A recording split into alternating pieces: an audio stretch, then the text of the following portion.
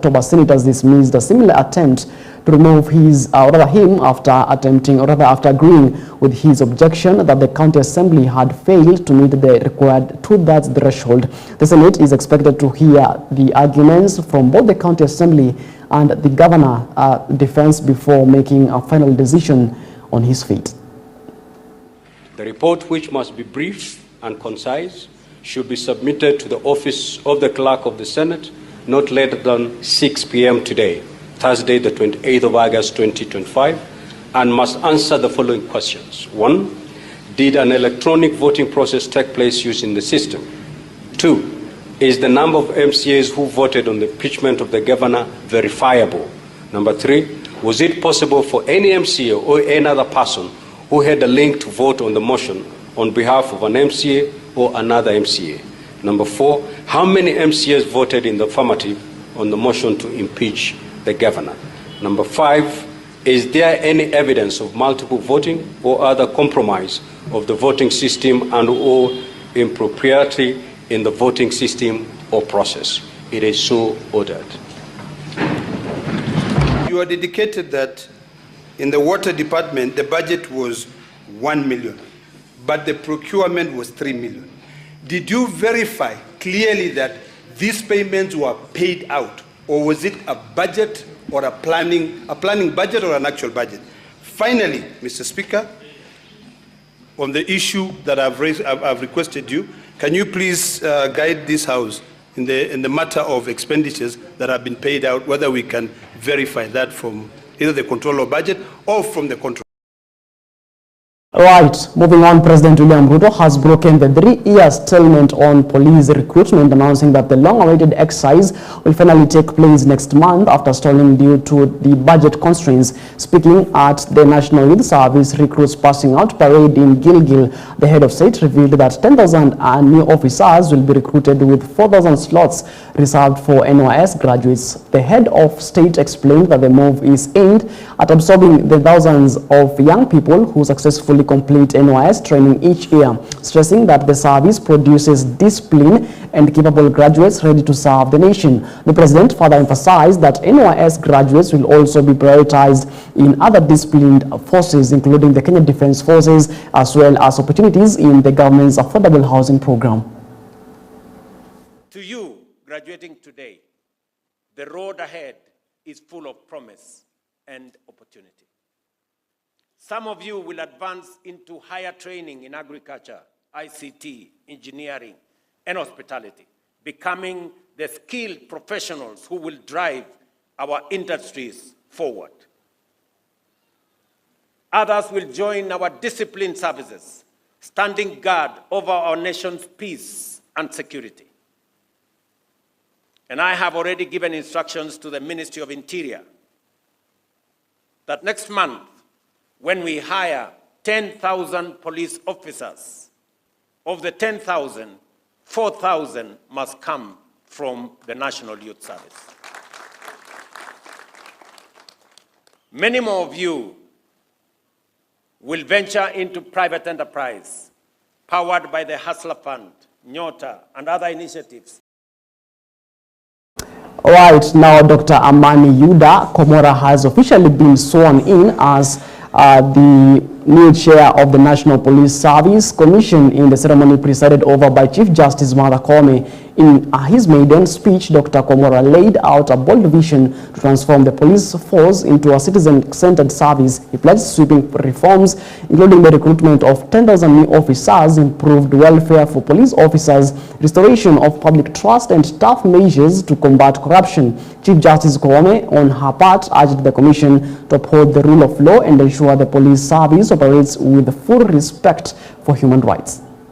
Specific attention to the welfare of our officers by continually seeking to review remuneration and benefits in liaison with the Salaries and Remuneration Commission, defend and support police officers whenever unfairly targeted or accused, and ensure that all police officers who are injured during the past public order incidences and in future incidences are compensated or are considered for compensation alongside other members of the public.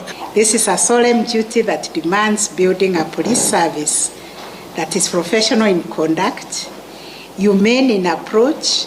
For the life of me, I've never understood why a police officer would have to clobber a citizen before arresting them, even if they are not resisting arrest.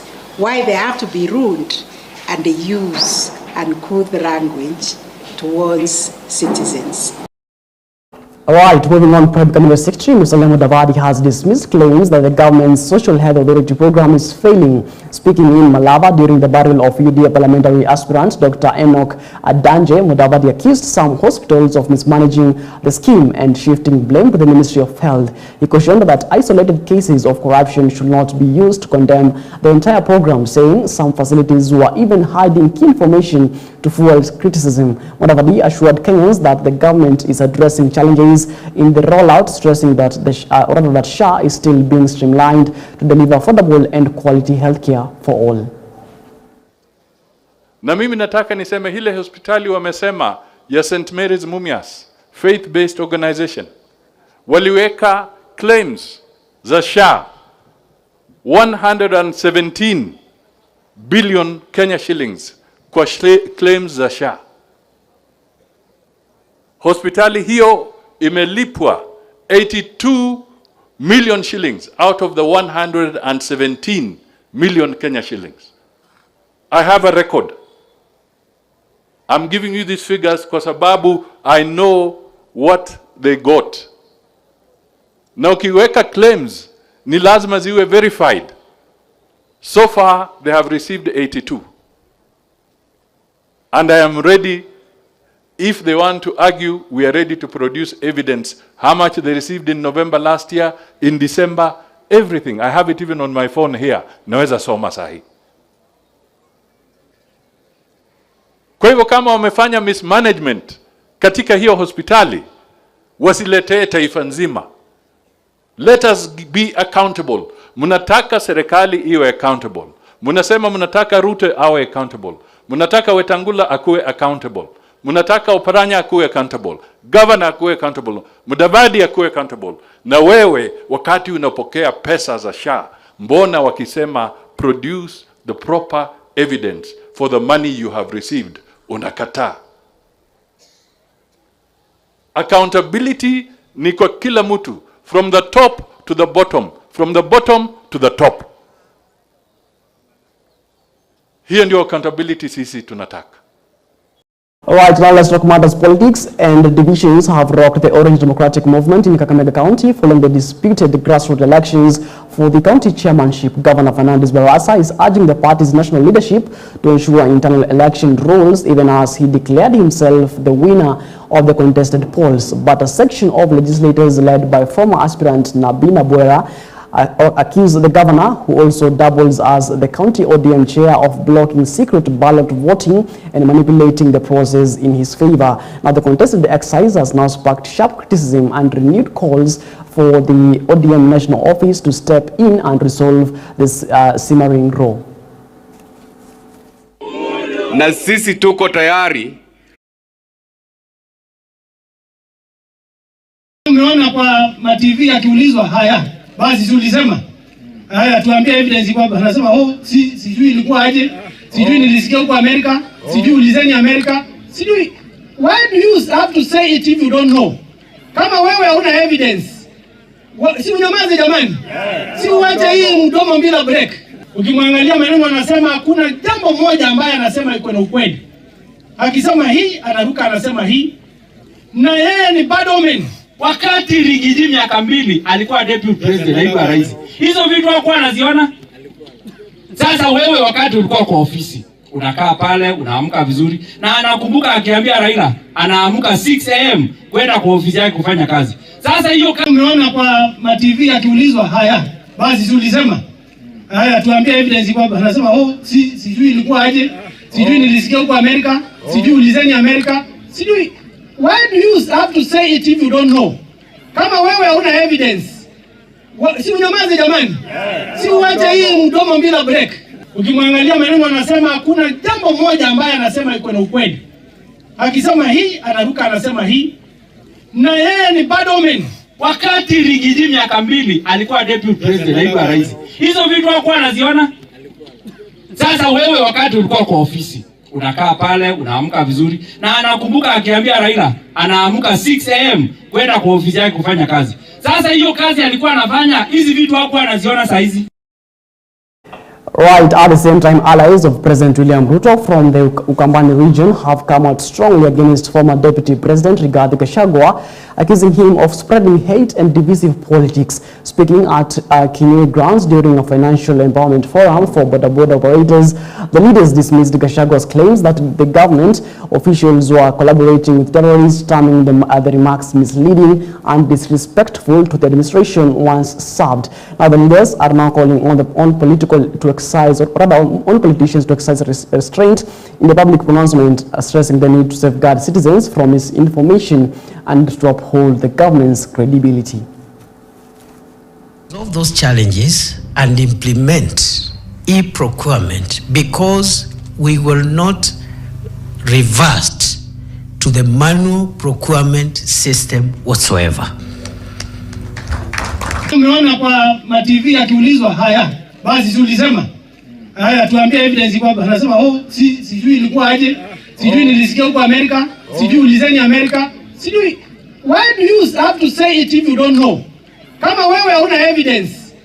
Right, now moving on, Deputy President Professor Kithure Kindiki has directed all government institutions to fully comply with the use of the e-procurement system, saying it will boost transparency, efficiency and accountability in public spending. Speaking during the 13th Intergovernmental Relations meeting at his official residence in Karen, Nairobi, Kindiki warned that officials sabotaging the transition from manual to electronic procurement will face disciplinary action. Treasury Cabinet Secretary John Mbadi also raised concerns that some government officials are resisting the reforms to continue manipulating the tendering process and embezzling public funds. The Treasury maintains that the adoption of online procurement will be fully implemented to seal loopholes and curb theft of taxpayers' money. This development comes after a recent report by Ethics and Anti-Corruption Commission, that is the EACC, which flagged several government departments for being deeply implicated in graft scandals. Solve those challenges and implement e-procurement, because we will not revert to the manual procurement system whatsoever. So we must work to remove the challenges, not just for the county government, but even for the national government. One of the contention that is currently being pushed is that Parliament revoked. If there is any government office out there who is going to use that as an excuse, please know I'm not going to buy it. Parliament has not revoked anything. Because the question I want to ask, we are implementing IFMIS as an accounting system. Why is that? Why hasn't it been revoked? All right, now let's talk matters education. The government says it is prepared for the transition to upper secondary school set to begin in January next year. Education Cabinet Secretary, that is Julius Gos Ogamba, speaking at MB University, confirmed that strategies are in place to ensure students joining grade 10 will not miss out on learning. This assurance comes as education stakeholders continue to voice concerns over the government's readiness, particularly on school infrastructure, student funding, textbook, laboratory facilities, teacher training, and the proposed 3-stream curriculum. As a government, we are prepared to transition our grade 9s to grade 10. Using the 3 pathways, that is STEM, social sciences, arts and sports, creative arts and sports. And to let you know that the students, the learners are already choosing their pathways and choosing the schools, and just to assure parents and Kenyans in general that the government is prepared to ensure that that transition is smooth and it's 100% transition like we've done before. So we've transitioned them from grade 8 to grade 9, which was much more difficult because we didn't have the infrastructure. Remember, we had to do 23,000 classrooms to ensure that grade 9 is properly settled. All right, moving on. After unknown assailants, other tensions is high in Isiolo County after unknown assailants touched the office of the county secretary and vandalized property belonging to the county assembly. The late night incident destroyed critical county records, with several others extensively damaged. County staff narrowly escaped harm after receiving threats moments before the fire broke out. Confirming the incident, Isiolo County Director of Human Resource Gerald Lusano said employees fled for safety shortly before the blaze erupted, consuming key documents that had not been digitized. Police have since launched investigations to establish the cause of the fire and to track down those behind the attack. We've had long days before, but I think this was perhaps one of our longest days. You people are aware about what is obtaining, in Isiolo at the moment. The political environment is a little, if you ask me, volatile and toxic. And we are not going to leave any stone unturned. This matter was done during the day. We are going to make a list. As you have heard, some of the people who are being held by the DCI, they are under investigation, and they will be arraigned in court as long as evidence is there. The document of our staffs are here. Then because my office is coordination office between national government, the other arm of the government, which is County Assembly, the Executive County Assembly, and Public Service Board, is also housed in my office. So today, all those records have been destroyed, and reason are known. The way you have heard from our security organ, they have said people have overpowered them. Now, a wave of fear has gripped residents of Bogambero area in Nyamosense, Komasoko ward, Migori County after a violent home invasion turned deadly. One person was killed and several others injured when an unidentified attacker stormed a homestead in the dead of night. Eyewitnesses say the suspect brutally assaulted a woman, stabbing her multiple times before turning on her 5-year-old child, stabbing the child in the face and slamming them against a wall. Now, a shocking turn, a 60-year-old resident was also allegedly sexually assaulted during the ordeal. Quick action by neighbors saved the woman and 2 children moments before the attacker set parts of the house ablaze and fled the scene. Police have launched investigations as the shaken community struggles to come to terms with the gruesome attack. Ameumiza watoto hapo ndani zaidi ya watoto 3 na wamefanya mauaji kwa hiyo nyumba. So kitendo hicho tunakilani sana. Mimi nimefika binafsi kwa hilo tukio. Nimeshuhudia vyenye wameteketeza kila kitu kwa hiyo boma. Wito wangu kwa serikali ni kwamba ningeomba serikali iingilie kati ili uchunguzi ufanyike, ijulikane ni nani alitekeleza maovu haya. Chukua majukumu basi, umchukue hivyo, umchukue kama amekufanyia makosa. Peleka yeye polisi tafadhali. Huyu mwenye amefanya kitendo kama sasa hivi, amefanya ameenda, hatujui ni nani. Ilikuwa usiku. Ufika hapa, amechoma mumama, watoto zaidi 3. Lakini majirani walipata kuwasaidia hawa manusura 3. Hawa watoto 2 aliyedungwa kisu kwa uso na aligongeshwa kwa ukuta, amebondeka kichwa, ndio tukamrifaa Migori. Tumewarifaa 2 Migori County Referral Hospital for further management and treatment. Alright, it is exactly 36 minutes past the top of the hour. Due for a short break here on The Drift, but we'll be back on the other side after the break.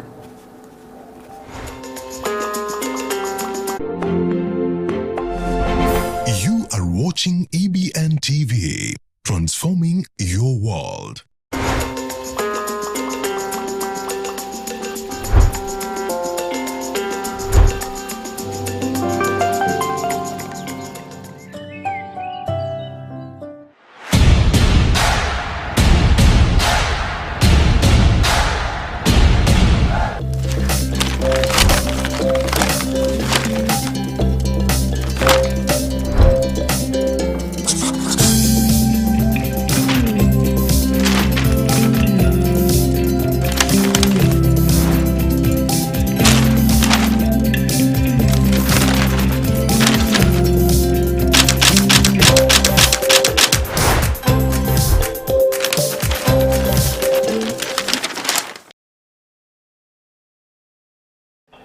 Right, welcome back to the program. Just in case of joining us, you are watching The Drift. My name is Martin Masheri. And let's take a look on what's making headlines on our dailies. Today I'm having the Daily Nation newspaper, the Standard newspaper, and the Star newspaper dated the 29th day of August 2025. Of course, it is on Friday, just a few days, you know, to usher in the month of September. Now let's take a look on what's making headlines on the Daily Nation. Top story on the Daily Nation says Shakahola Season 2. Right now, massacre 2 years ago, hundreds of bodies were exhumed from the Shakahola forest in Kilifi County. The victims, including children, had starved to death after being brainwashed by a cult. Authorities vowed never again, but now bodies were being unearthed at the Kwabinzaro, 30 kilometers from the first scene of horror. That's a story on page 2 and 3.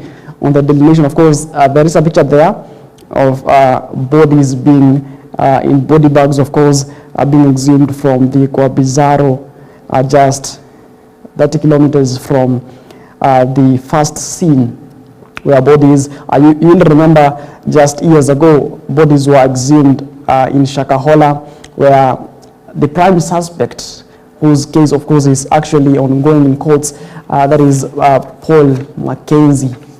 Right, now let's take a look at that particular story on page 2 on the Daily Nation. Now, homicide detectives have exhumed at least 32 bodies from the shallow graves in a decade, but authorities fear many more may have died in the Kwabinzaro, especially because the few identified victims are not from the area. The bodies, buried naked and facing upwards, paint a grim picture of the underworld procession to a tragic ending of life, reviving the horrors of Shakahola that shocked the world and battered Kenya's image. At one point, the government was forced to pull the plug on damaging live coverage of the exhumation, but what had been declared a never again tragedy after Shakahola now feels like a chilling replay unfolding at Kwabinzaro, barely 30 kilometers away from the first horror. Now, each exhumation here evokes grief and disbelief, reviving haunting memories of Shakahola, where only 2 years ago, more than 450 people associated with the Good News International Church under Paul Mackenzie died while fasting to meet at what they said was to meet Jesus. Now, once again, shallow graves are giving up their secrets. Skulls, bones, and decomposed remains are being unearthed. In some instances, animals appear to have disturbed the graves, as though nature itself were unwilling to let such cruelty remain hidden. Now, with the excavation, more bodies emerge, reinforcing the foreboding feeling that this could just be the tip of a deadly iceberg, and the many more bodies could be buried in the forest. Right? What an unfortunate story, and one may wonder how can one, be brainwashed to that extent of, taking your life, digging holes and burying yourself, fasting to death. Quite an unfortunate story right there. And of course, people, you'll actually remember that years ago, people used to travel from, different parts of the country to go to Kilifi to see, what they term as they want to meet Jesus. Right? If you are a believer, I don't know what's your take on that. Tell us on our SMS line 23059. All right, now let's take a look on other matters making headlines on the Daily Nation. Now, NYS intake to rise to 100,000 recruits get quota in police hiring. Of course, there's a story on page 5, and the state will scale up national youth service intake from 18,000 to 100,000 within 3 years. The president has ordered that at least 4,000 graduates be absorbed into the police service. That's a story on page 5 of the Daily Nation. Matters corridors of justice, Bomet governor in trouble as Kericho boss fights for survival. That's a story on page 16 of the Daily Nation. Now let's take a look on what's making headlines in the Standard newspaper dated today, the 25th day of August 2025. Top story on the Standard says you are dispensable. Of course, There is a picture there of Aden Duale, who is the CS of health in the country. Now, an attempt by health CS Aden Duale to castigate this paper on his social media handle had Kenyans coming down heavy on him, telling him to his face to resign. Now the CS has carved out an image of a bullish, arrogant, and bossy individual, readily using his vitriolic tongue to lash out to anyone who sees beyond his PR gimmicks. All right. Now, media has been his favorite punch bag, as he fails to see that his record at Tapia House is getting muddier. Now, as Kenyans took him head-on, details emerged yesterday revealing more disturbing failures at Social Health Authority.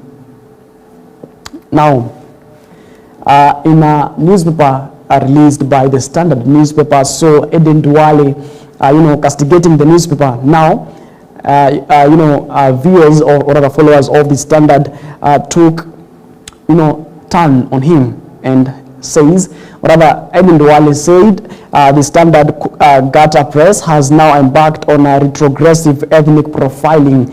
My advice is for chair and other shareholders to pay their staff salaries that is due for last 12 months.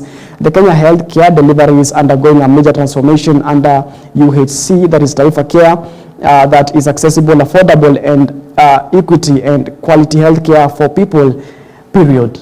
That was the statement at, X account, formerly Twitter, of Honorable Aden Duale, who is the CS for health. Now, viewers, those who follow the Standard, started telling him, castigating him, saying, have you paid in tons? And I quote, have you paid in tons? The county government say your statement that UHC staff were absorbed was divisionary from the fact that SHA money has been stolen under your watch. What is going on, Bwana Nani? Don't run to ethnicity every time you are asked questions that you can't answer. That is Paul Davies' X account. Now let's take a look on what Larry Almighty Amolo on X said. And the quote says, no, they are simply saying that you are a shameless thief appointed by a thief and therefore feels invisible. But the good news is that your day is right around the corner.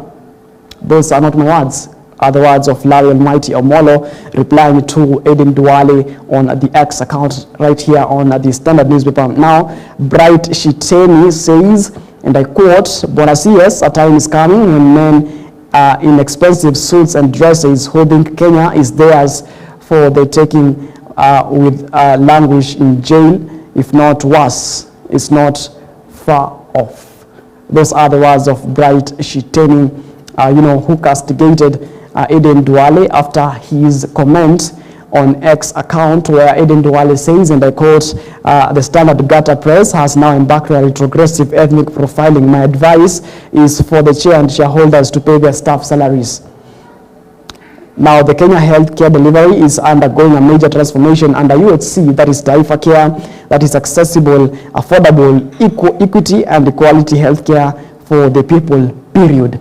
Those were the words of the health CS, that is Aden Duale, to the Standard. And of course, the replies from that statement, of course, we have read them out. Of course, it is on the first page of the Standard newspaper. There is a picture there also for Aden Duale, matters healthcare and SHA. And by the way, do realize whether on your part is SHA doing? How do you see, our healthcare in Kenya right now? Is it in crisis? Are our hospitals sick? Is our healthcare ministry sick? Utilize on our social media handles, that is at EBN TV Kenya, that is on Facebook, right? As 24 billion fiat lost in SHA. He says, now since replacing the defunct NHIF, SHA has paid out approximately 53 billion to hospitals. However, in a shocking turn, the agency has been forced to revert to manual verification for more than 500,000 hospitals claims across the country after a digital system collapsed, which could lead to loss of 24 billion Kenya shillings. Of course, that story on page 9 of the Standard newspaper. Now let's take a look on what's making headlines on the Star newspaper dated today, the 25th day, or rather the 29th day of August 2025. Now, top story on the Star says inside varsities, 42.5 billion Kenya shillings financial mess. That's a story on page 4 and 5, matters education. Right, moving on, heroics pave way for the AFCON 2027 glory. Now, President William Ruto believes Harambee Stars fairy tale run to the African Nation Championship, that is CHAN 2024, has laid the foundation for a bold assault at the 2027 Africa Cup of Nations, that is AFCON.